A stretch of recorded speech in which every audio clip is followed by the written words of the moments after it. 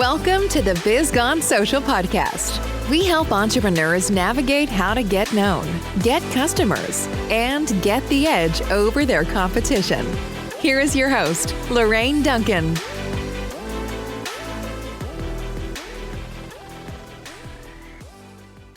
So here we are on the Biz Gone Social podcast, and I'm so glad to be here. And my promise to you, as always, is I want to give you a little bit of verbal caffeine that's going to energize your business and your social media marketing and help you stay social. After all, don't you want to be the business that everyone's talking about? Because I know I do. So I am really stoked to have a colleague of mine, a friend, Patricia Colloca Massot. How you doing? Oh, I'm doing amazing. Thank you so much for having me here. So tell my audience a little bit about your business and what you do. Well, so technically speaking, I am an independent health insurance broker. I specialize in helping individuals, families, and employers with their healthcare benefits. So we're looking at, medical, dental, vision, and also voluntary benefits for the companies. But besides, the health insurance portion of what we do a lot of advocating for our clients. Yeah, and speaking of clients, because you talk with a lot of people daily, what is the most important thing to you when you talk to someone new that comes to you? Well, that's a good question. I think the biggest thing is to listen. I come from, the fitness industry, healthcare. I've been in sports my entire life. And I think in the midst of this frenzy, the world that we live in, I think pausing and listening, because I can gather so much information that I need in my fact-finding process by being quiet, so listening a lot and creating an atmosphere, even if it's on the phone. A lot of our calls and a lot of our interactions with clients right now are very virtual, to create a safe place for them to be able to relax and be able to speak about what their needs are, so I can actually find help for them. So I think that really is the key of how we've been able to succeed, just listening, being very empathetic, and just being there as a support system, not jumping into that sales process right away, or that let me go find you that solution right away without really understanding what we're looking for.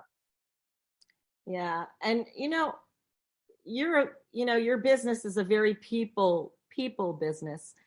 And again, I said you talk to so many people. There's so many people you talk to.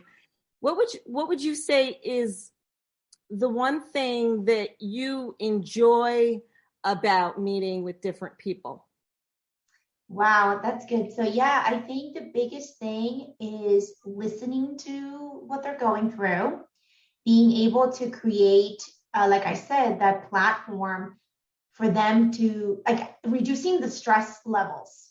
When it comes to health insurance, it's a very complex topic. And it sometimes comes, people are charged with a lot of frustration, especially if they're going through illnesses, or they've had a family member, or they're taking care of someone. It can be very overwhelming, and they're very unequipped. They don't know how to even express what they're going through.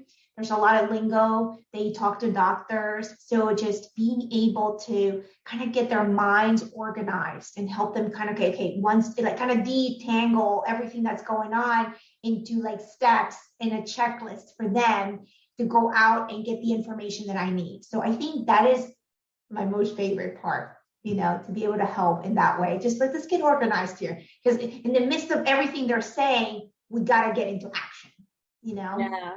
I think that's important, because I feel that when I speak with you, is that there are a lot of people out there that just don't understand the whole mess of, yes, any kind of insurance for that. Sure. We don't really have to use it until we have to use it. So most of us kind of don't even know what we really have. But it sounds like you kind of, help people, you educate people, you do a little hand holding too. I would Yeah. assume, because sometimes it's like when you're talking about personal information with people, people get funny. And it seems Oh, like yeah. you're able to handhold and navigate that. People know and they like, I hate to say that, but they know, like, and trust you. So I know it's a saying that everybody uses, but it's true. It's like, once you find that insurance person or that financial person or whoever you're working with that you're giving personal information with, you have to be that person that they're going to be able to talk to.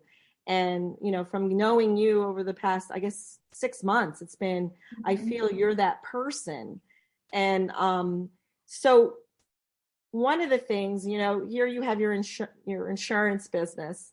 And of course, I have to ask you this because I'm a social media gal. I have to ask you this. It's like, what is your favorite platform and why? What is your favorite social media platform and why? Wow, that's awesome. So it's becoming LinkedIn now since I've been on LinkedIn more. I've been working a lot on Facebook, on the Facebook platform. Instagram is still kind of like, an abstract. I think right now LinkedIn has become my most favorite platform because, number one, I'm understanding it more. I'm getting more results, and people are getting to see the other side of what we do. A lot of people see me on Facebook. Obviously, they see my page, they see, announcements and all that. But I think people come now to this LinkedIn platform to get to see like more of the nitty gritty of what they need to do. So it's more of that, resource page that, with Patty, and, things that are happening now. If you want more details, you want to dive, take a deeper dive into what's going on in the industry. I'm getting people navigating towards my LinkedIn page now. So I would say it's LinkedIn at this time. Great answer. But no, interestingly enough, for all of you out there that are on LinkedIn, you need to, I'm going to put I'll put a bunch of links in the post below, and literally you got to connect with Patty on LinkedIn because her posts are very educational. And so you always learn something, and sometimes she doesn't post about insurance. Sometimes she'll post on health, or sometimes she'll post on what's going on in the economy or what we should be aware of. And it's good because it gets me to think. When I read her posts, it's like, it gets me to think, do I have that in place? Am I doing that? Am I, and I try to contribute too. I always try to so if you are going to join her LinkedIn and connect with her on LinkedIn, make sure you write her a little private message that, hey, I heard you on the Biz Gone Social podcast. And, so she knows where you came in from. But honestly, I said one thing that's really key here. It's also key to Patty's business, and it's key to social media. One is that you have to educate people. You have to give somebody something of value. So the people so make sure that you're doing that. So we're going to switch gears a little bit here because not only, do you do insurance, but you are something called a business owner. And that's a hard thing sometimes, is being a business owner. And because you always have to have work coming in, you always have to be meeting people, and you always have to be adapting to what's going on around you.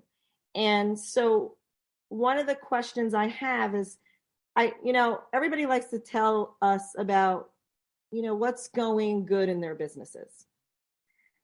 So I want to hear maybe one thing of what's going really well in your business. So something that's going really well in our business is the fact that we have certainly increased our book. Like, we have gained so many more clients in the past 2 years. And that's been such a blessing.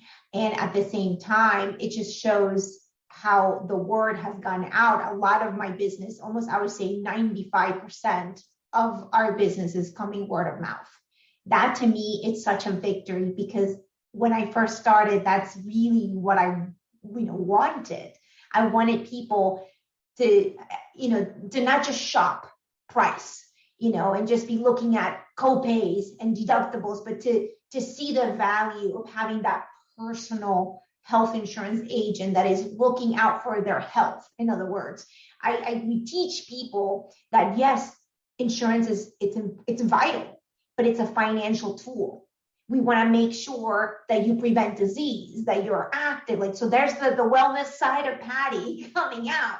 So yes. So I think the biggest thing that's happening well is that word of mouth, and that we have gained, our book of business has grown because of all that.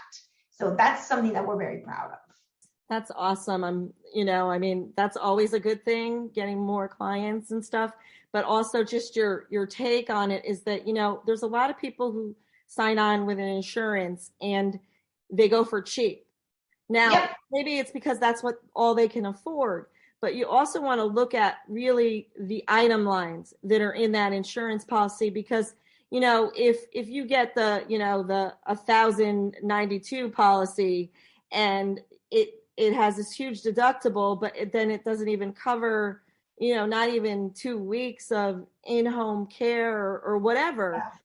These are things that you need to know up front, especially, moving on and getting older in age, and maybe you are retired or whatever, but you have to even know, like, now, like if you're in the younger age, you need to know, like, well, how many weeks of rehab will I get? Or how you need to know these, because you don't know if you're going to walk out the door today and break a leg and be out of work.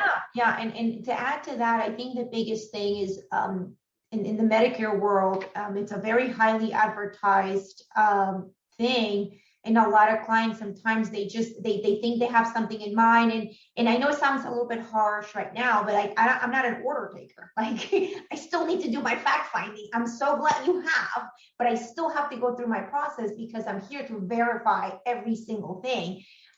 So not every single plan is the best fit for everybody. You know what I mean? Like, there's a lot of moving parts. So I still do what I need to do, even though they already think they know what they want, Yeah. So. And it's interesting too. You said something very important there. You said, you sort of, in a sense, you always have to sort of give people what they want, but then later on, as you get to know them, then you can give them what they really need. Mm-hmm. And it's kind of a dance. It's kind of a process. Yeah.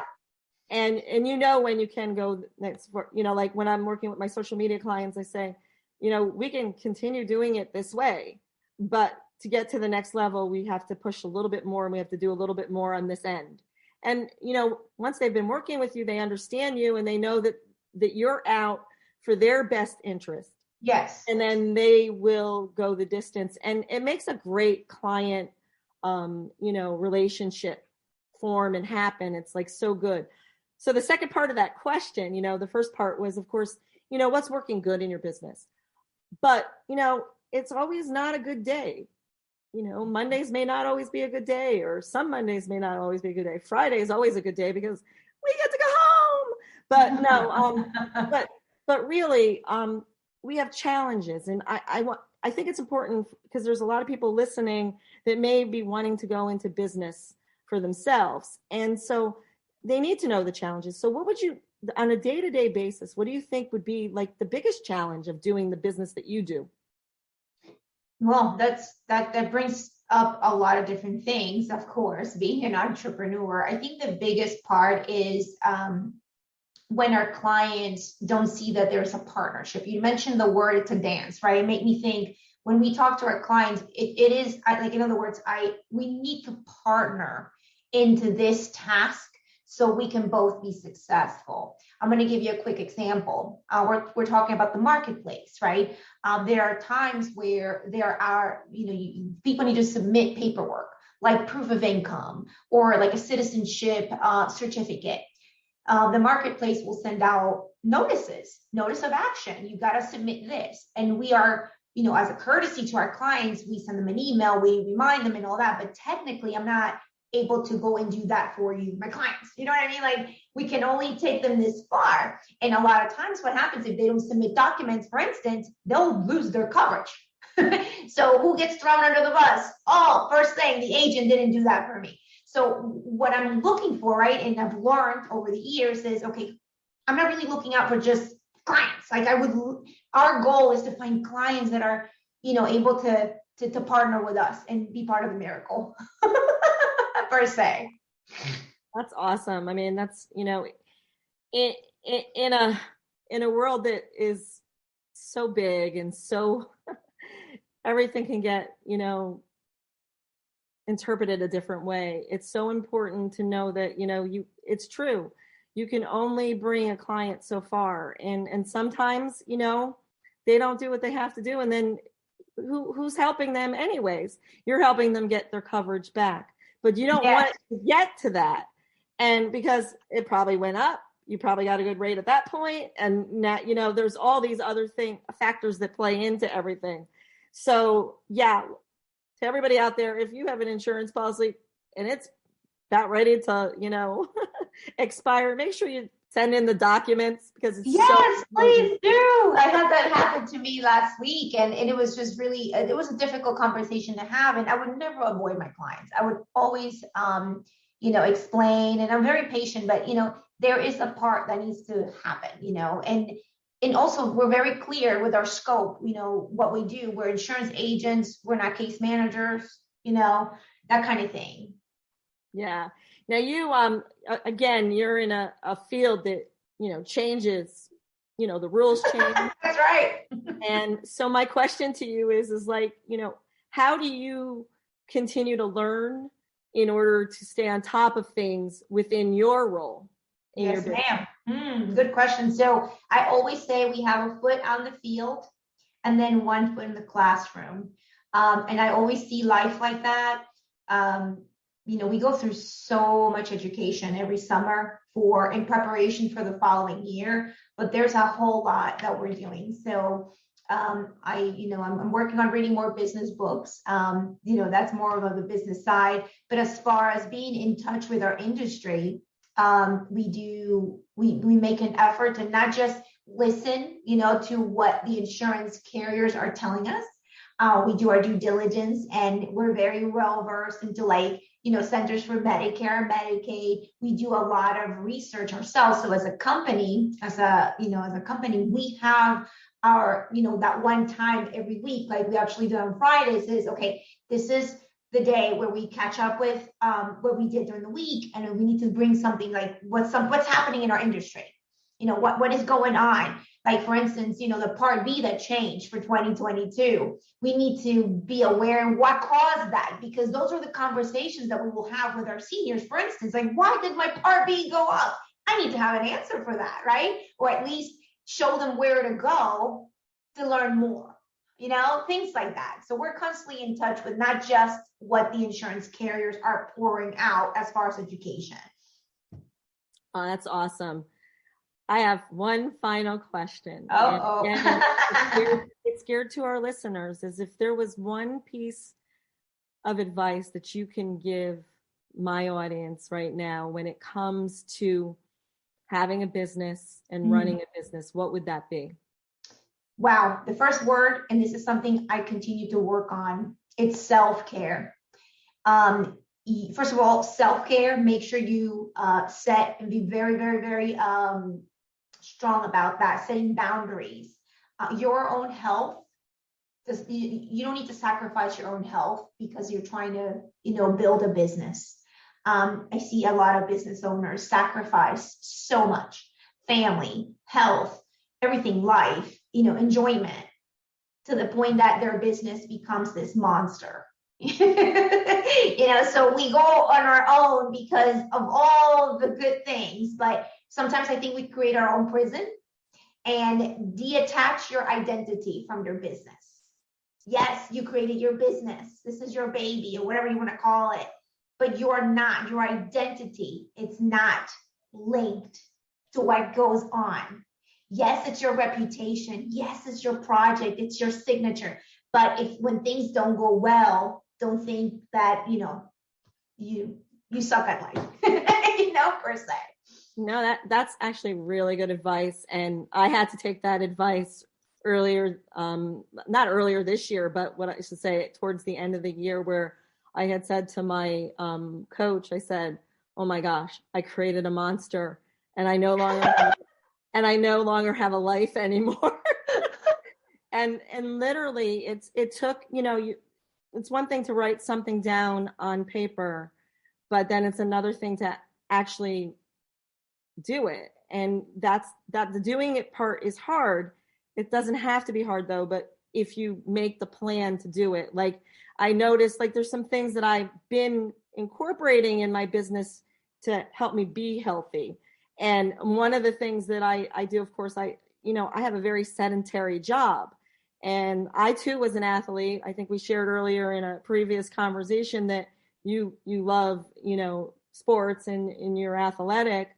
I was very athletic. I did a marathon. I mean, there's so many things that I've done. And I realized that I don't do a lot of these things anymore, so I have to up my game in that level. So I keep my little watch on that counts my steps, and it tells me to get up when I need to get up. And water every hour. Have a little alarm for that one. But I mean, just the little things. I'm no longer like. I mean, I can't. I used to not eat until 3:00, and that wasn't serving me. And so then I was exhausted, and then so finally I just, breakfast is my friend, lunch is my friend, and just trying to watch what I eat. And it's important because guess what? You're making a couple dollars in your business, but if you're dead tomorrow because you didn't take care of yourself, how is that going to serve you?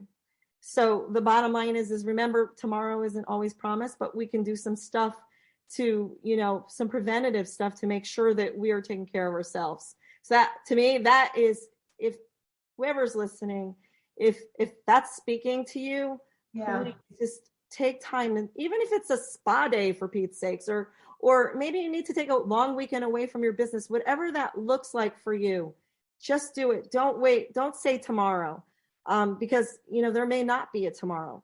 Do it today. Start today. You mentioned something before we went on here, is adding capacity. I would say adding capacity early on, not being afraid to add a person in to help you so you can have life balance.